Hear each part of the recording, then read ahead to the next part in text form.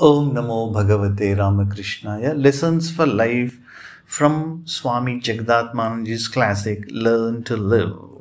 Volume 1, Chapter 2, Infinite Power Hidden Within You. Man has made stupendous progress in the external world. Science and technology have given us a lot of comforts and conveniences.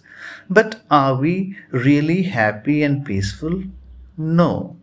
As the human mind is always extrovert and is busy with the external world, human beings are restless. We have to dive deep within ourselves to find true fulfillment. To find true fulfillment, Swami Jagdatmananji has discussed this very important subject. Now let us listen to Swami Jagdatmananji's own words on the external world. The wonderful development of science during the past 300 years concerns the external nature and the world outside. The study of the internal nature and potentialities of the human mind is of more recent origin. It has a history of about 100 years. It is true that with the help of scientific equipment like the microscope and telescope, the scientist has understood innumerable minute details of the exterior world. But many of the scientists are realizing, though belatedly, that the nature of the mind, its constant tendency to flow outward, prevents it from getting an insight into many other aspects of the mind which can be achieved only by the practice of meditation. Scientists have provided us with various kinds of conveniences and comforts by discovering innumerable natural laws and thus uncovering the secrets of external nature. It has to be admitted that the human power of investigation has reached an all-time high. Man has displayed the peak of his intellectual ability. But is it not within his power, within his reach, to create a beautiful world full of honesty, justice, brotherhood, mutual understanding, cooperation, peace, and tolerance?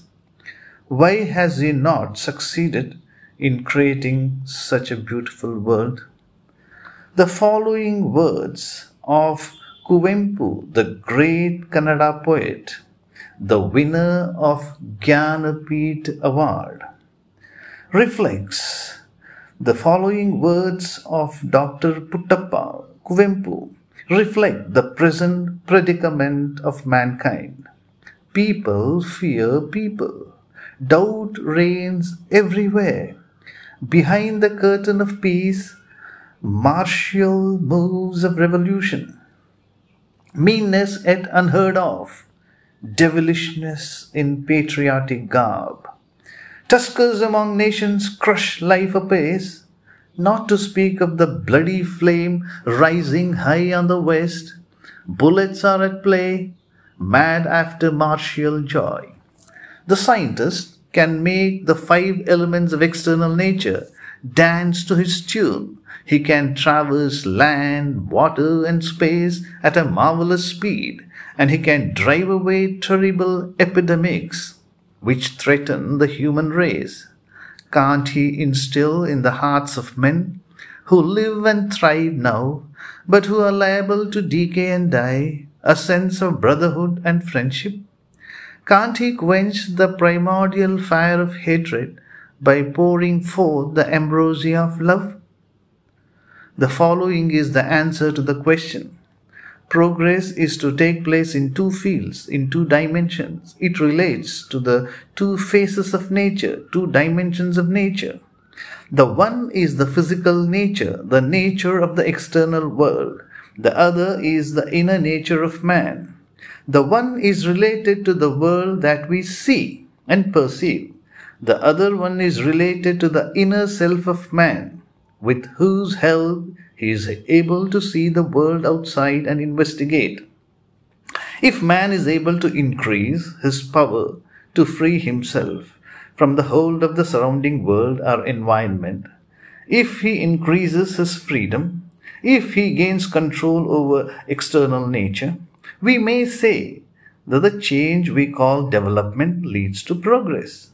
In this respect, The innumerable discoveries of scientists have helped us gain control over the outside nature.